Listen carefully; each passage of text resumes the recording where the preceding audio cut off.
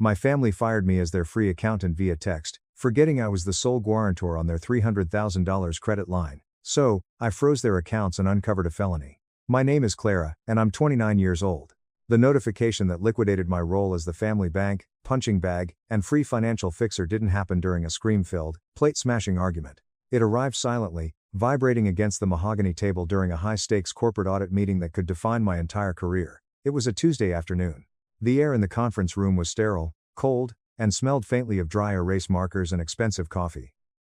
My phone screen lit up with my mother's name, Diane. A single line of text appeared on the illuminated glass. "We found a new partner. We don't need your negativity and constant oversight anymore. We're cutting ties." No warning, no phone call, just that. 5 seconds later, my younger sister, Chloe, reacted to the message with a heart emoji. A literal red heart.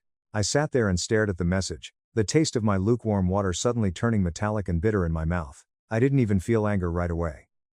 I just felt the kind of heavy, detached numbness that comes when you've watched a condemned building collapse in slow motion, and you are finally watching the dust settle over the rubble.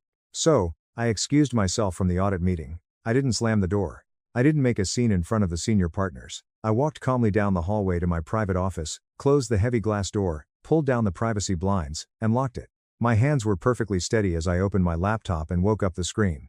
I didn't reply to the text. I didn't ask why. I didn't beg for an explanation. Instead, I logged directly into the family business banking portal. These were the accounts I had managed entirely for free for the last 3 years. The ledgers I had spent my weekends violently untangling while they were out spending money they didn't have. The transactions populated on my screen immediately, a glaring testament to their financial delusion.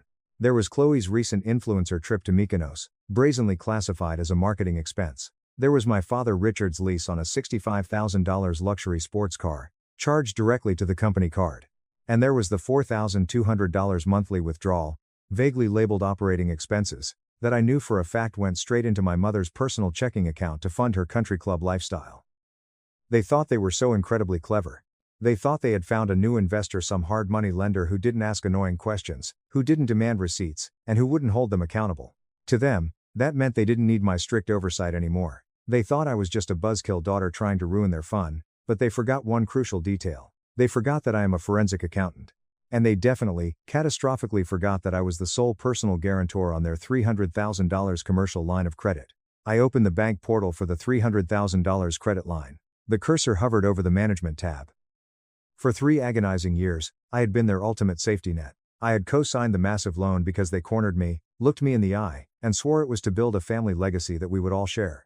I had covered their exorbitant interest payments out of my own pocket when they were short on cash. I had meticulously fixed their fraudulent tax returns when they tried to claim luxury vacations to the Maldives as legitimate business trips. I had been the only adult in the room while they played house with $250,000 of other people's money. And the absolute second they thought they had secured a better deal with less oversight, they discarded me via a cowardly text message. I moved my mouse and clicked, "Freeze account." A harsh red confirmation window popped up on the screen. "Are you sure you want to suspend all activity on this credit line?" I didn't hesitate for a fraction of a second. I clicked, "Yes." Then, I navigated to the guarantor section of the banking portal. I selected the option to initiate the permanent removal of the guarantor due to a fundamental breach of contract and bad faith dealing. The bank system prompted me for documentation. I took a screenshot of the text message from my mother, highlighting the words, "We're cutting ties," and attached it as legally binding evidence of the severance of our business relationship. I hit submit. The screen refreshed with a loading wheel, and then the final message appeared. Request pending. Account frozen. Line of credit suspended. It was done. The action was immediate, silent, and entirely lethal to their business operations. I sat back in my ergonomic desk chair, the profound silence of my locked office pressing against my ears. My phone buzzed again. This time, it wasn't my mother. It was an automated notification from the bank. Alert, commercial line of credit ending in 4,492 has been suspended. All linked cards have been deactivated. I watched the notification slowly fade from the lock screen. I expected to feel a crushing wave of guilt. I expected to feel the familiar panic of letting my family down. But I didn't feel guilty at all. I felt incredibly light. I felt like I had just set down a massive, lead-lined backpack filled with rocks that I had been forced to carry since I was 22 years old. I thought of the countless sleepless nights I'd spent going over their chaotic ledgers, desperately trying to find legal ways to make the numbers work, trying to save them from their own staggering incompetence. I thought of the dozens of times I'd had to say no to my fiancé, Mark, About taking a simple weekend trip because I had to drain my savings to pay for an emergency plumbing repair on one of their poorly inspected flip houses. I had been their silent investor, their unpaid fixer, their ultimate insurance policy, and they had treated me like a disposable employee they could fire at will. Well, they were about to find out exactly what happens when the insurance policy gets canceled without a refund. I opened my work email and drafted a brief, highly professional message to the new hard money lender they had foolishly mentioned in previous arguments, the shady one known for exorbitant interest rates and predatory terms. Subject: Notice of Guarantor withdrawal, Richard and Diane, last name. To whom it may concern, please find attached the bank confirmation regarding the suspension of the primary credit line for the aforementioned parties. I am no longer serving as the personal guarantor for any of their business or personal ventures. Govern yourselves accordingly. I attached the PDF bank confirmation. I didn't need to say anything else, it was a professional courtesy. If this new lender was foolish enough to invest based on my pristine credit score and professional reputation, they deserved to know that specific asset was permanently off the table. I hit send. Then, I closed my laptop. The blue glow of the screen vanished, leaving me bathed in the soft, natural afternoon light filtering through the blinds. I caught my reflection in the glass of the window. I looked different. Calmer. Sharper. I wasn't the desperate, people-pleasing daughter who begged for scraps of approval anymore. I was a senior forensic auditor who had just permanently closed a file on a catastrophically bad investment. I picked up my phone, went into my contacts, and blocked their numbers. Mom, Dad, Chloe. One by one. Block, block, block. I didn't want to hear the sheer panic in their voices when the company credit cards were humiliatingly declined at expensive restaurants. I didn't want to hear the screaming when the checks to their contractors bounced. I wanted absolute silence. And for the first time in my entire life, I was going to get it. People always ask me why. Why does a highly educated, smart woman, a forensic accountant who literally hunts down corporate fraud for a living, sign her financial life away to people who clearly don't respect her? It wasn't because I was weak. It wasn't even because I was afraid of them. It was because I was a gambler. In my line of work, we extensively study cognitive biases. The most dangerous one in existence is the sunk cost fallacy. It's the insidious voice in your head that says, you can't fold your hand now, because you've already put way too many chips in the pot. If you walk away now, you lose everything you've ever invested. But if you stay, if you put in just a little more money, a little more effort, maybe you can turn it all around. Maybe you can finally hit the jackpot. For me, the jackpot was never about money. It was the deeply ingrained delusion that if I just solved one more financial crisis, if I just covered one more massive overdraft, my father would finally look at me with the same unconditional adoration he gave Chloe when she simply walked into a room. I vividly remember the day I signed the immense stack of papers for the commercial line of credit. It was 3 years ago. We were sitting in a stuffy, small office at the bank branch near their sprawling house. My father, Richard, was wearing his lucky suit, the expensive navy one he wore when he was aggressively pitching a big idea. He had his hand resting heavily on my shoulder, radiating false warmth. He looked the loan officer dead in the eye and proudly said, "This is Clara. She's the absolute brains of this entire operation. She's the one who's going to make sure the family legacy survives and thrives." Legacy. That was the heavily loaded chip they always played. I looked across the desk at my mother, Diane. She actually had tears welling up in her eyes. She reached under the table, squeezed my hand tightly, and whispered that I was literally saving them. That I was the good one. The responsible one. In that fleeting moment, I felt a massive rush of dopamine that was stronger than any narcotic. I felt seen. I felt valued. I felt indispensable. So, like an absolute fool, I signed the dotted line. I put my immaculate credit score, my hard-earned life savings, and my entire financial future on the line for a real estate flip house business that had never, not once, turned an actual profit. I truly thought I was buying equity in this family. I thought I was investing in a future where I finally had a permanent seat at the table. But that's the brutal reality of the sunk cost fallacy. The house always wins, and you always lose. Over the next 3 grueling years, I kept throwing good money after bad. When they inevitably missed a massive loan payment, I quietly covered it from my savings because if the loan defaulted, my initial investment of trust and my credit score would be totally destroyed. When they demanded a new luxury car to keep up appearances for high-end clients, I stupidly signed the lease because I desperately needed them to succeed, so my sacrifices would mean something.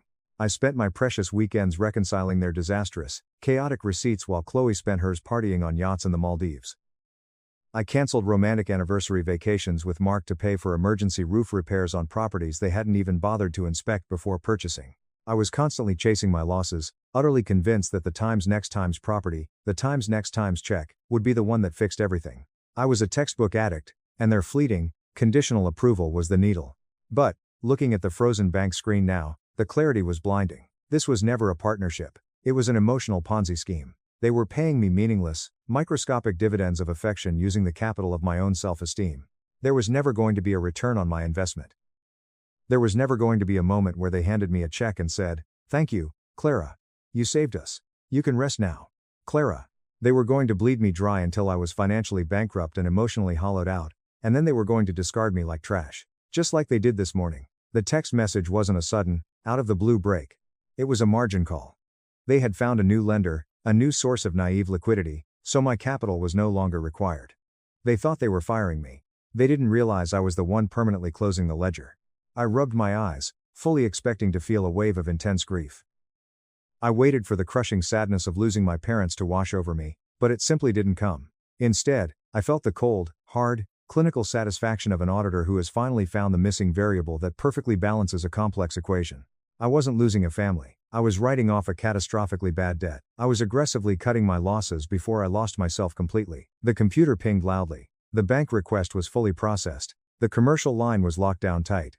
No more withdrawals, no more wire transfers, no more credit card swipes. The casino was officially closed.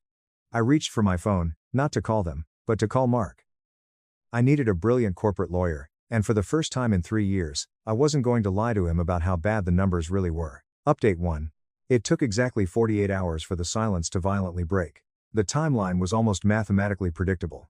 Commercial banks usually take 24 hours to process a guarantor removal, and another 24 hours to officially notify the primary account holders via certified email and phone calls. So, when my office phone lit up on Thursday afternoon with a blocked caller ID, I knew exactly what was happening. The hurricane had made landfall.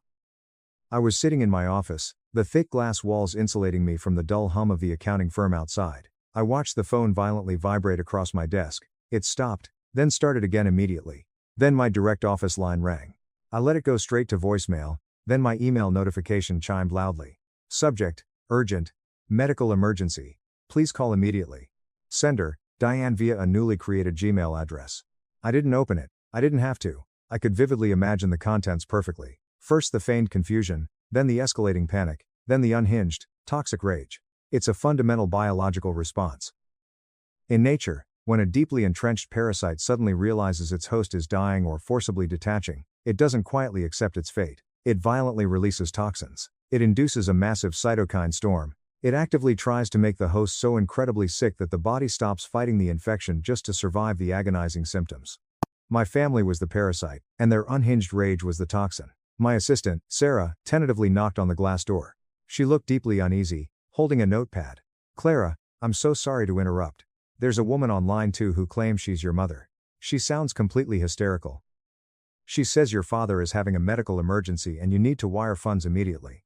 I felt a sudden, sharp flicker of the old reflex, the massive adrenaline spike, the overwhelming, ingrained urge to rush in and fix it, but I ruthlessly tamped it down. I looked Sarah dead in the eye. "It's not a medical emergency, Sarah. It's a financial one. Tell her I am in a sworn deposition and absolutely cannot be disturbed under any circumstances.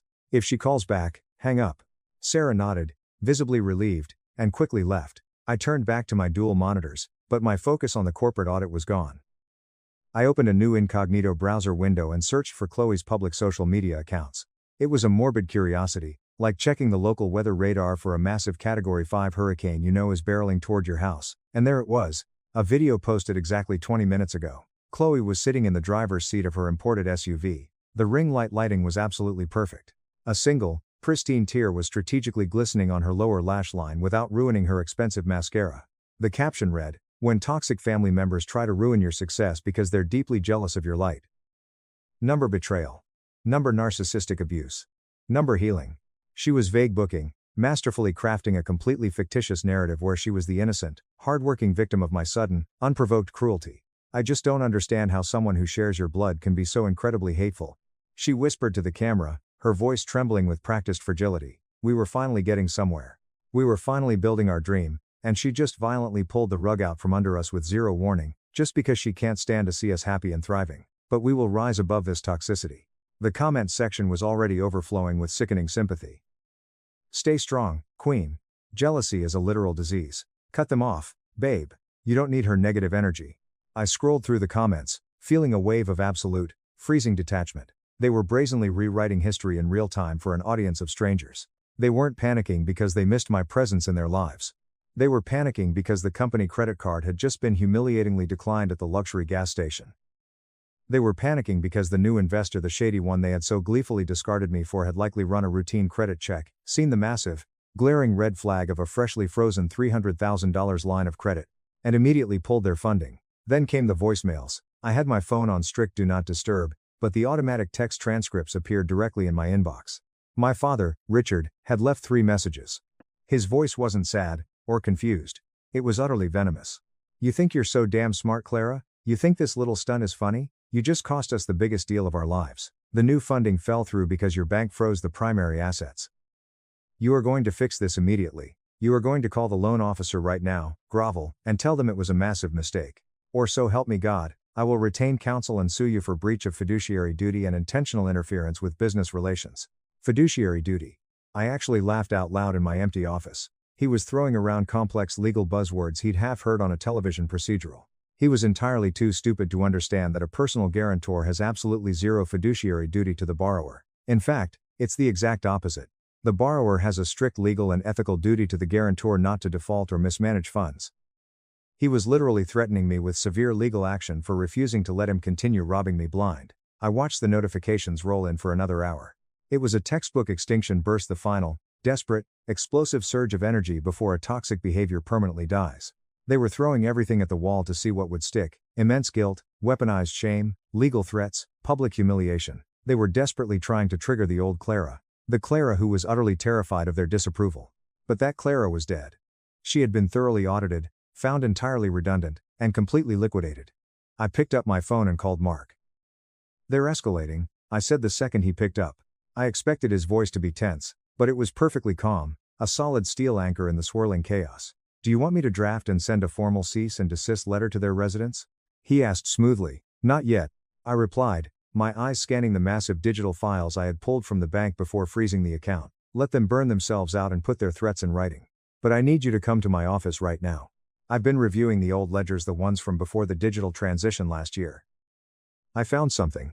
"What did you find?" Mark's tone shifted from supportive fiancé to razor-sharp corporate attorney. "I found a highly suspicious pattern of wire transfers," I said, zooming in on the PDF displayed on my right monitor. "A recurring, escalating transfer to a private LLC called Crimson Tide Investments. It started exactly 6 months after I signed the original loan guarantee." "Mark, I don't think they're just chronically incompetent and bad with money. I think they're actively hiding it. I'm leaving the courthouse now, I'll be there in 15 minutes. I hung up and looked out the massive window at the sprawling city skyline. The frantic panic playing out on my phone screen felt incredibly distant now, like a police siren wailing several blocks away. They were screaming and thrashing because the free money tap had finally been turned off. But they didn't realize that a frozen credit line was the absolute least of their impending problems. I was about to turn on the blinding fluorescent lights, and parasites absolutely hate the light. Mark arrived exactly 15 minutes later. He didn't bring comfort food or wine. He brought his heavy leather briefcase, his encrypted laptop, and a massive banker's box of yellow legal pads. That is exactly why I love him. He deeply understands that for me, true peace of mind doesn't come from empty platitudes, it comes from airtight, irrefutable documentation. He took off his suit jacket, rolled up his sleeves, and set it up across from me at the small conference table in my office. "Okay," he said, cracking his knuckles. "Let's look at your total liability. If they actually try to sue for breach of fiduciary duty, it's complete legal nonsense, and I'll get it dismissed with prejudice in a day. But we need to make absolutely sure your guarantor withdrawal was bulletproof. Show me the books." We spent the next 3 hours in what I fondly call the quiet zone. It's that intense, hyper-focused state of flow where the outside world completely falls away, and nothing exists except the raw data. I projected the massive Excel ledgers onto the smart board on the wall. We meticulously traced the cash flow of the family business for the entire last fiscal year. It was a staggering, horrifying mess of gross mismanagement. Overpriced, unlicensed contractors. Massive late fees. Exorbitant interest penalties. Unjustified luxury expenses. But then, we finally got to the Crimson Tide transfers. "Right there," I said, pointing a laser pointer at a specific line item from 8 months ago. "Transfer to external vendor, Crimson Tide Investments, $12,000, labeled as consulting retainer." Mark frowned, leaning closer to the board. "Who the hell are they? I've reviewed their vendor lists before. I've never seen a formalized contract for a company by that name." "Neither have I said softly. "And look." I scrolled rapidly down the ledger. "It happens again. And again. Every single month, in wildly varying amounts. $8,500. $15,000. $10,200, always labeled with incredibly vague, non-specific terms. Site management. Design retainer. Strategic consulting. I sat down at my desk, opened the State Secretary of State's official business registry portal. It's a matter of public record, a powerful tool I use literally every single day to catch wealthy executives trying to illegally hide assets during hostile divorces or bankruptcies. I slowly typed in Times Crimson Tide Investments LLC. The search wheel spun for one agonizing, endless second before the official results popped up on the screen. I felt all the blood rapidly drain from my face, leaving me cold. Registered agent, Diane. Last name, my mother. Principal address, a generic P.O. box in a small town 3 hours away. But that wasn't the smoking gun. I dug much deeper, pulling the actual scanned PDF of the original articles of organization filed with the state. The LLC wasn't a standard operating business. It was legally structured as a pass-through entity for a private trust. Beneficiary, the Chloe Future Trust. I sat back in my chair, the air leaving my lungs in a sharp, painful hiss. Mark stared at the screen, his brilliant lawyer brain rapidly clicking the disparate pieces together faster than I could even say them out loud. They weren't just carelessly spending the money, Clara, he said, his voice dropping low and turning incredibly dangerous. They were systematically laundering it.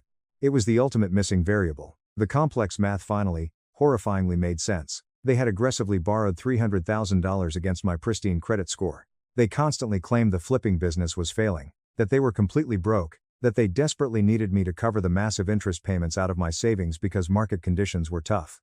But the real estate market wasn't tough at all. They were deliberately siphoning the loan principal times my personal liability times into a legally protected, offshore-style asset entirely for my sister. They were planning to intentionally default. I whispered, the words tasting like bitter ash in my mouth. They were going to completely max out the $300,000 credit line, quietly transfer all the liquid cash to this hidden shell company, and then abruptly file for Chapter 7 bankruptcy on the main business.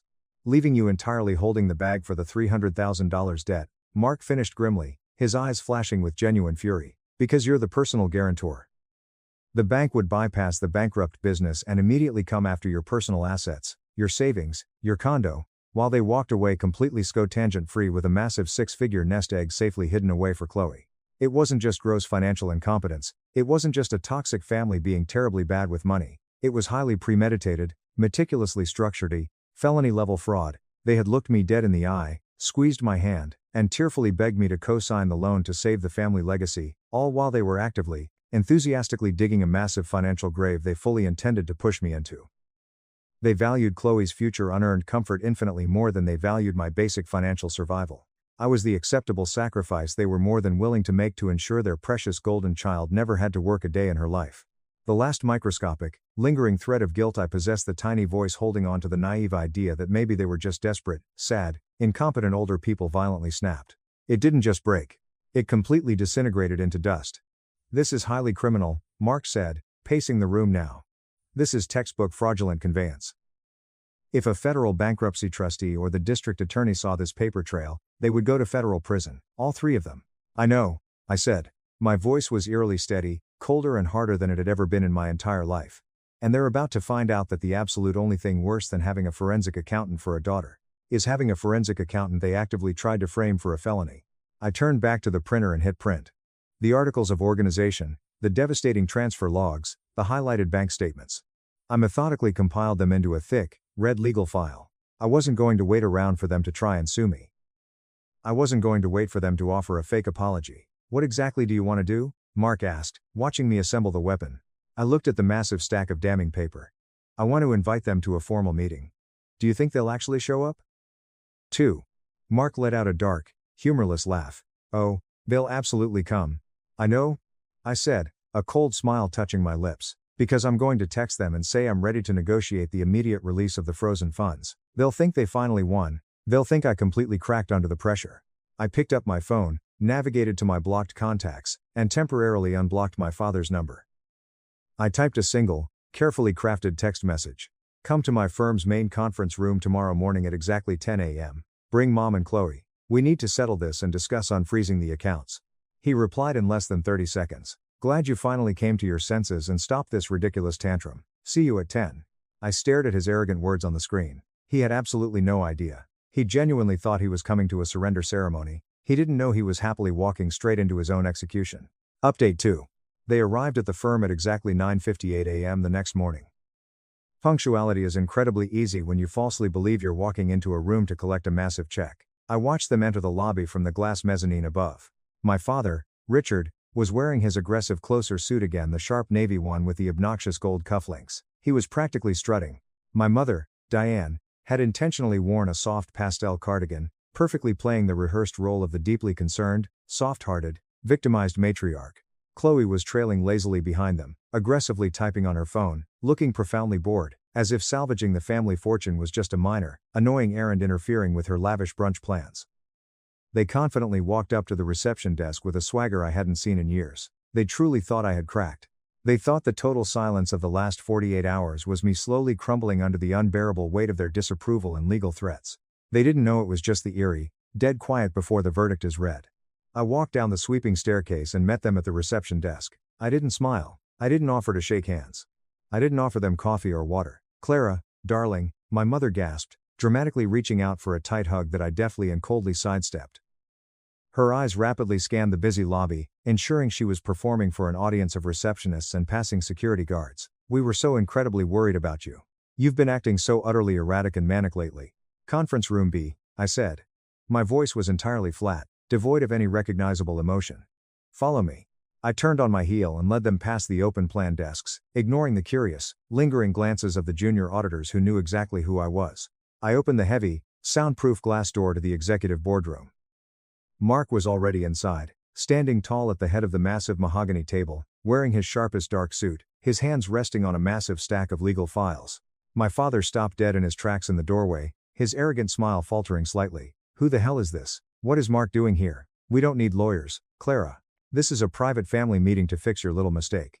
"This is a formal settlement meeting," I corrected, gesturing to the chairs. "And Mark isn't just my fiancé today, he is acting as my retained legal counsel. Sit down." They slowly sat down, and the entire dynamic of the room shifted instantly.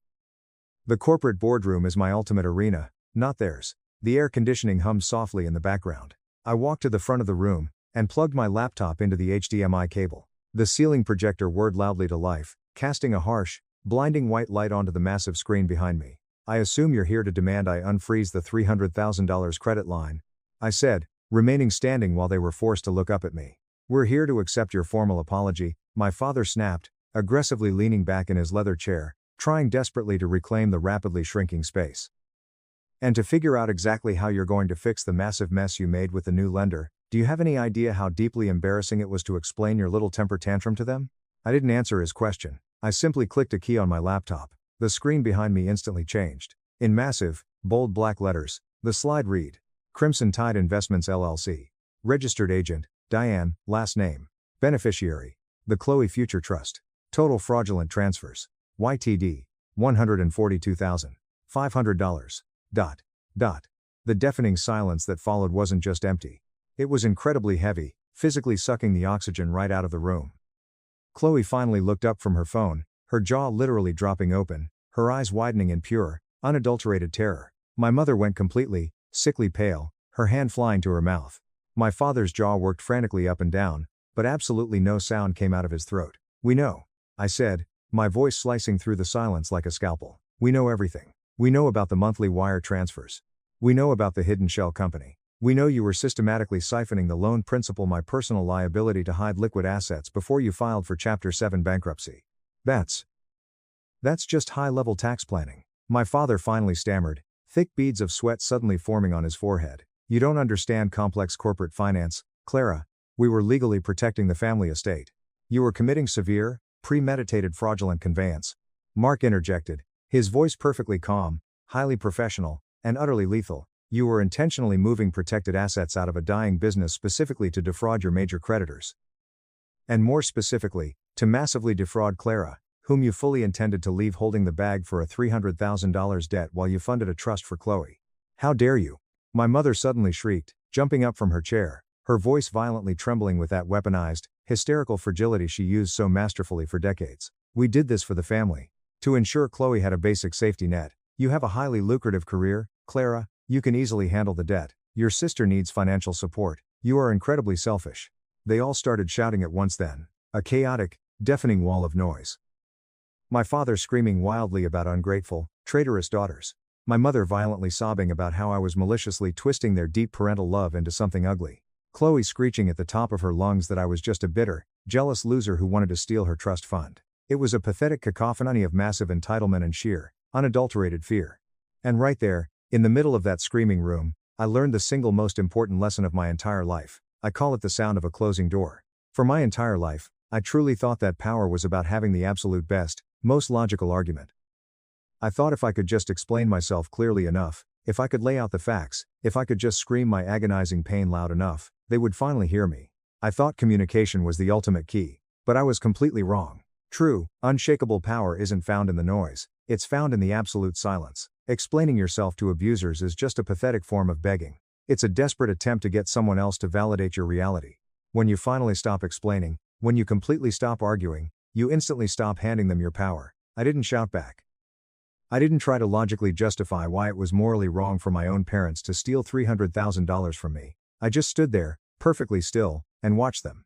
I let their hysterical, venomous words hit the dead silence of the room and fall completely flat. I looked at them not as the terrifying giants of my childhood, but as small, pathetic, desperate criminals who had just realized the locks on the vault had been permanently changed.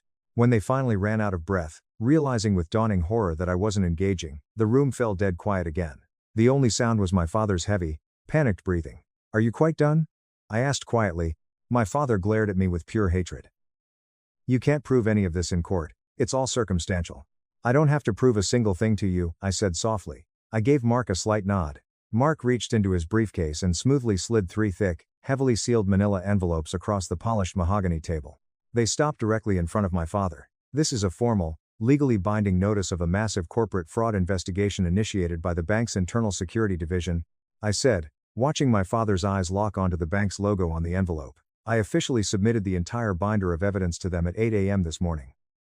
They are extremely interested in the specific mechanics of Crimson Tide investments." My father slowly picked up the envelope, his hands shaking so violently he could barely open the flap. "And this," I continued, pointing to the second document, "is my formal, irrevocable revocation of the personal guarantee. The bank officially accepted it this morning based on overwhelming documentary evidence of your bad faith dealing and intentional fraud. The $300,000 credit line is permanently closed. The existing debt is now entirely, exclusively yours. And because of the fraud investigation, the bank will be aggressively calling in the entire loan balance immediately. You're literally sending us to federal prison," Chloe whispered, her face completely drained of color, the terrifying reality finally piercing her thick bubble of delusion. "I'm not sending you anywhere, Chloe," I said, closing my laptop with a sharp snap. "I'm just finally turning on the lights." I reached deep into my blazer pocket and pulled out a heavy set of brass keys. They were the keys to the massive, sprawling McMansion project house they were currently living in rent-free, the one they bought entirely with the money I secured. The one they were letting slowly rot while they secretly funneled all the renovation cash to Chloe's trust. I forcefully slid the keys across the long table. They clattered incredibly loudly, the sharp metal sound echoing off the glass walls like a gunshot. "I am completely divesting," I said, looking each of them dead in the eye one last time. "The properties, the business, the massive debt, the family. I am entirely out. That. Clara, please, wait." My mother suddenly lunged forward, desperately grabbing for my hand across the table.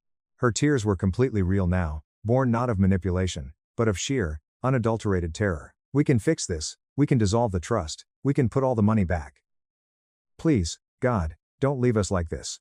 I calmly and firmly pulled my hand back out of her grasp. I looked at her, really, truly looked at the woman who birthed me, and realized with profound relief that I felt absolutely nothing. No lingering hate. No residual love. Just the cool, clinical detachment of a senior auditor permanently closing a highly toxic file. "The meeting is over," I said. Mark and I turned around and walked out of the boardroom. We didn't look back. Behind us, the frantic shouting and sobbing started up again, but through the heavy soundproof glass, it sounded muffled, distant, and entirely irrelevant, like a broken radio playing in another room. I walked purposefully through the grand lobby, past the nodding security guard, and pushed through the revolving doors out into the busy city street. The midday sun was shining brilliantly.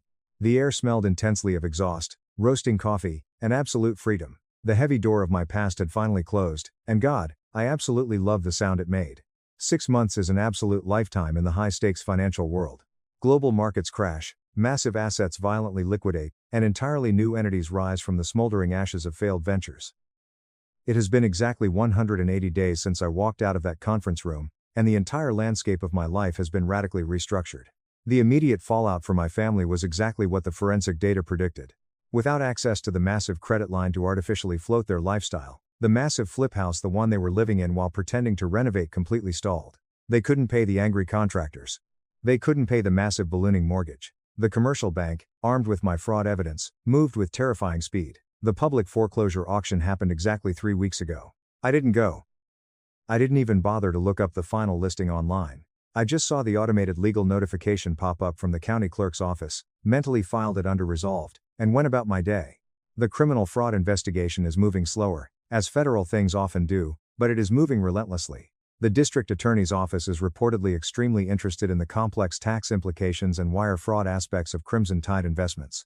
My father desperately tried to reach out to me last month through a sleazy third-party defense lawyer, aggressively offering a pathetic settlement if I would just formally retract my sworn statement and evidence to the bank. I didn't even respond. I simply handed the letter to Mark. His official legal response was a single, devastatingly brief sentence on his firm's letterhead: "My client has absolutely no interest in negotiating with the defendants." As for me, I got a massive promotion. I am officially a senior partner at the firm now. The executive board recognized that an auditor who can ruthlessly spot a complex shell company meticulously hidden inside a family trust and who has the absolute iron stomach to turn in her own fraudulent parents is exactly the kind of apex predator they want. Leading the anti-fraud division, I'm sitting on the massive balcony of my new penthouse condo right now. It's a beautiful Friday evening. The sprawling city lights are slowly blinking on, creating a brilliant grid of gold against the deep purple twilight. Mark is inside the kitchen, laughing as he pours 2 large glasses of an incredibly expensive vintage red wine. I bought the wine. I paid cash for the massive apartment. I paid for every single piece of custom furniture. Every single thing in my line of sight completely and utterly belongs to me, free and clear. There are absolutely no hidden liens on my peace of mind. I pick up my phone one last time. I navigate deep into the hidden, blocked messages folder. It's an old trauma habit I'm actively trying to break, like obsessively checking a deadbolt you already know is perfectly secured. There are dozens of new messages sitting in the dark. Desperate, rambling texts from my mother about the sacredness of family loyalty. Unhinged, angry rants from my father about ungrateful children ruining his life. Vague, passive-aggressive quotes from Chloe about karma and forgiveness. They are all still desperately trying to transact business in a currency I simply no longer accept. They want my immense guilt. They want my explosive anger. They want my engagement. But I am absolutely not buying what they are selling. Mark steps out onto the breezy balcony and hands me the heavy crystal glass of wine. He sits comfortably beside me, perfectly at ease in the quiet silence. He doesn't ask if I'm okay. He already knows I am. "You checking the market?" he asks softly, nodding at the glowing screen of my phone. "No," I say, taking a slow sip of the incredible wine. "Just permanently clearing the cache." I press select all. Then I firmly press delete. The massive wall of toxic messages vanishes instantly. The dark history is gone. The server is completely wiped clean. I look out at the beautiful, glowing city. For years, I truly thought solvency was just a complex math problem. I thought it was purely about ensuring your total assets exceeded your total liabilities. I genuinely thought if I just poured enough money, enough time, and enough of my soul into the massive black hole of my family's endless expectations, eventually I would be in the black. Eventually, I would finally be worthy of their love. But I realized tonight that true solvency isn't about money at all. It's about emotional liquidity. It's the profound, unshakable ability to walk away from a catastrophically bad investment without ever looking back over your shoulder. It's the absolute freedom to wake up in the morning and know with total certainty that you do not owe anyone a single piece of your soul just to keep their fake peace. It's knowing that your inherent value isn't determined by how much you can be financially abused and used. My family is completely bankrupt. Not just financially, but morally, spiritually, and emotionally. They selfishly spent absolutely everything they had: my deep trust, my unconditional love, my fierce loyalty, and today, they have absolutely nothing left to show for it but a massive pile of debt and a looming criminal indictment. But, me, I am incredibly profitable. I have my unshakable integrity. I have my brilliant career. I have my deep peace. And I have the beautiful, echoing sound of a closing door that is going to stay locked forever. Top comments. User 1. As a fellow CPA, reading the part where you found the pass-through entity to your sister's trust made my blood run entirely cold. That wasn't just them being bad at business. That was a highly calculated, predatory move to destroy your financial future so your golden child sister could live comfortably. The fact that they tried to write it off as tax planning when confronted is hilarious. Enjoy the promotion, you absolutely earned it. User 2. Corporate lawyer here. Your fiancé Mark handled that boardroom meeting flawlessly. The moment they threatened you with breach of fiduciary duty, I literally laughed out loud. They had no idea they were actively committing fraudulent conveyance and wire fraud. The DA is going to have an absolute field day with those ledgers. Please post an update when the indictments finally drop. User 3. Explaining is a form of begging. Wow. I really needed to read that today. I've spent the last 5 years trying to explain to my toxic parents why their behavior hurts me, hoping they'll finally have a breakthrough. You just made me realize that my silence is the only power I have left. Thank you for sharing this, Clara. Enjoy your beautiful, drama-free life on that balcony.